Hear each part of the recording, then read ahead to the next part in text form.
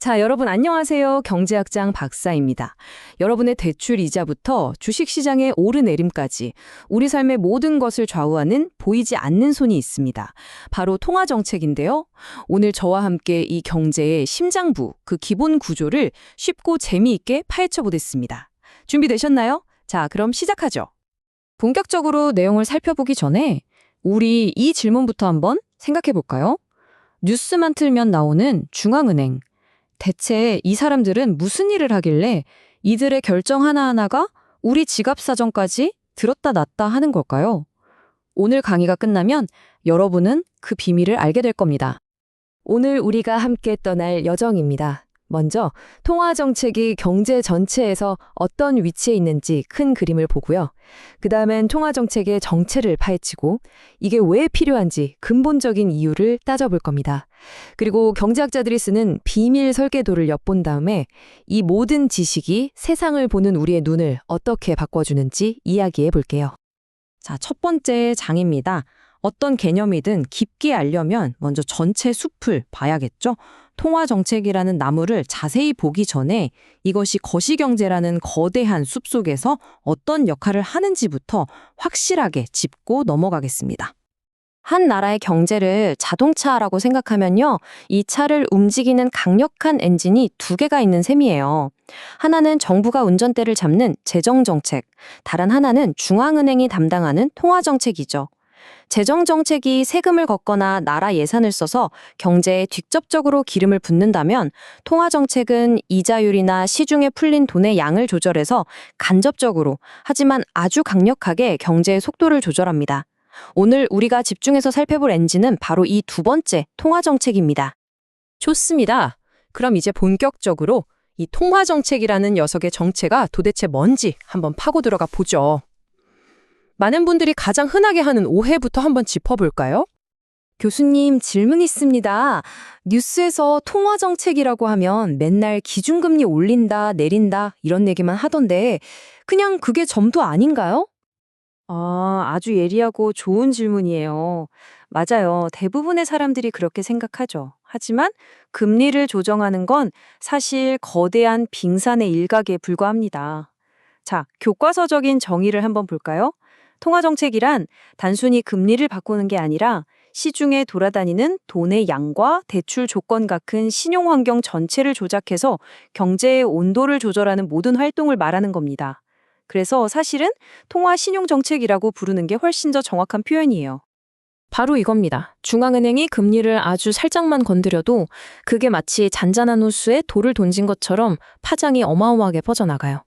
우리가 은행에서 얼마나 쉽게 또 얼마나 많이 대출을 받을 수 있는지가 달라지고요.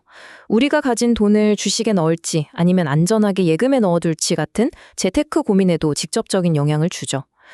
이런 금융시장의 작은 변화들이 모여서 결국 기업의 투자와 우리들의 소비, 즉 실물경제 전체를 움직이는 겁니다. 이 모든 것의 최종 목표가 뭐냐고요? 바로 물가 안정, 완전 고용 같은 경제의 가장 이상적인 상태를 만들어가는 거죠. 자, 그렇다면 이렇게 막강한 힘을 가진 통화정책을 수행하는 중앙은행은 애초에 왜 필요한 걸까요? 이제 우리는 무엇이라는 질문에서 왜라는 더 근본적인 질문으로 넘어가 보겠습니다. 통화정책이 진짜로 해결하려는 문제가 뭔지 한번 알아보죠. 교수님, 경제학 언론 시간에 시장은 보이지 않는 손에 의해서 가장 효율적으로 자원이 배분된다고 배웠는데요. 그렇다면 굳이 중앙은행 같은 어떤 기관이 시장에 개입을 해야 할 이유가 있나요? 네, 이것도 정말 핵심을 찌르는 질문이네요. 맞아요. 우리가 교과서에서 배우는 완벽한 시장이라면 중앙은행은 필요 없을지도 모릅니다. 하지만 현실 세계, 특히 돈과 신용이 오가는 이 금융시장은요, 좀 달라요. 이 시장은 때때로 스스로 균형을 찾지 못하고 한쪽으로 확 쏠리는 본질적인 불안정성을 가지고 있거든요. 이걸 우리가 어려운 말로 시장 실패라고 부르는 겁니다. 바로 이 시장에 내재된 불안정성 때문에 경제라는 배가 거친 파도에 흔들릴 때 중심을 꽉 잡아줄 선장 같은 기관이 필요한 겁니다. 그래서 중앙은행에게는 두 가지 아주 중요한 임무가 주어지죠. 첫째, 물가가 미친 듯이 오르는 걸 막아서 우리가 가진 돈의 가치를 지키는 물가 안정. 그리고 둘째, 금융 시스템 전체가 와르르 무너지는 위기를 막는 금융 안정의 수호자 역할입니다. 좋습니다. 자, 이제 조금 어려워 보일 수 있는 부분이지만 저만 믿고 따라오시면 됩니다. 경제학자들이 이 복잡한 문제를 어떻게 풀어내는지 그들의 비밀 설계도인 경제 모형을 함께 들여다볼 거예요. 기호 몇 개 나온다고 절대 겁먹지 마세요. 그 안에 담긴 원리는 아주 간단하고 강력합니다. 제가 쉽게 풀어드릴게요. 자, 이 슬라이드를 보시죠. 이게 바로 통화정책 문제의 뼈대입니다. 복잡해 보이나요? 근데 원리는 정말 간단해요. 우리가 바꿀 수 없는 현재 경제의 규칙이라는 제약 조건 속에서 어떻게 해야 우리 사회 전체의 행복을 가장 크게 만들 수 있을까? 바로 이 질문을 푸는 최적화 문제입니다. 첫 번째 식, 목적 함수부터 한번 볼까요? 맥스 W의 Y. 이건 사회 전체의 행복지수 W를 맥스, 즉 최대로 만들자는 뜻입니다. 여기서 Y는 뭐냐? 바로 우리가 이루고 싶은 최종 목표들이에요. 안정적인 물가, 많은 일자리 같은 것들이죠. 간단히 말해 중앙은행은 국민 경제가 가장 행복한 상태를 만드는 걸 목표로 삼는다는 의미입니다. 자, 다음은 두 번째 식, 바로 제약 조건입니다. 목표가 아무리 좋아도 중앙은행이 마음대로 모든 걸 이룰 순 없겠죠? 현실 경제가 돌아가는 법칙, 일종의 게임의 룰 안에서 움직여야만 합니다. 이 식이 바로 그 현실 경제가 어떻게 작동하는지에 대한 우리의 이해, 즉 그 게임의 룰을 담아놓은 모형인 셈이죠. 자, 이 게임의 룰을 구성하는 변수들을 하나씩 뜯어보죠. 첫째, X.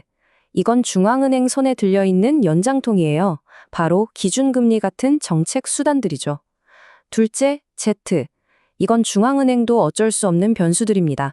갑자기 저 멀리서 전쟁이 터져서 유가가 폭등하는 것 같은 외부 충격이죠. 마지막으로 E.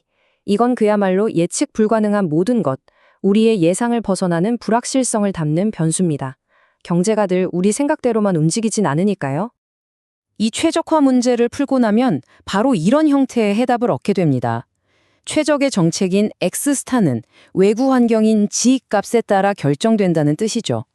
이걸 아주 쉽게 풀어서 말하면 현재 경제 상황 G를 정확하게 진단하고 그에 맞는 최선의 정책 X를 편다. 이 당연한 결론을 수학적으로 멋지게 표현한 겁니다. 하지만 여기서 정말 중요한 포인트가 나옵니다. 바로 아까 말했던 예측 불가능한 변수, 이의 존재죠. 우리가 만든 경제 모형은 현실을 100% 완벽하게 담아내지 못합니다. 바로 이 불확실성 때문에 통화정책이 과학이면서 동시에 예술의 영역이라고 불리는 겁니다. 완벽한 정답이 없기 때문에 정해진 규칙대로만 해야 한다는 준칙주의와 상황에 맞게 유연하게 대처해야 한다는 재량주의의 논쟁이 수십 년째 계속되는 것이고요.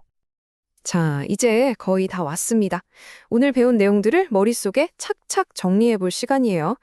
이 이론적인 설계도가 현실 세계를 이해하는데 얼마나 강력한 도구가 되는지 그 연결고리를 찾아보면서 오늘 강의를 마무리하겠습니다. 오늘 내용에서 다른 건 다 잊어버려도 이 네 가지만은 꼭 가져가셨으면 좋겠습니다.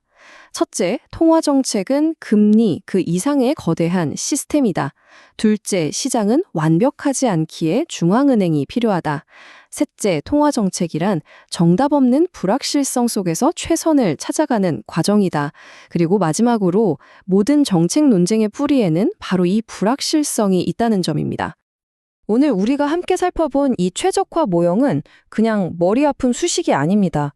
이건 앞으로 여러분이 마주할 더 복잡한 정책 논쟁이나 금리 변화가 우리 삶에 어떻게 영향을 미치는지 그 경로를 이해하는데 가장 기본이 되는 생각의 틀이에요. 여러분은 오늘 세상을 분석하는 아주 강력한 지적 도구를 하나 장착한 셈입니다. 오늘 제가 준비한 내용은 여기까지입니다. 처음엔 복잡하고 막막하게 보였을지 몰라도 여러분은 이제 뉴스의 이면을 꿰뚫어 보고 세상이 돌아가는 큰 흐름을 읽는 아주 강력한 렌즈를 하나 얻으셨습니다. 이 렌즈로 세상을 보는 건 이제부터가 진짜 시작입니다. 절대 포기하지 마세요.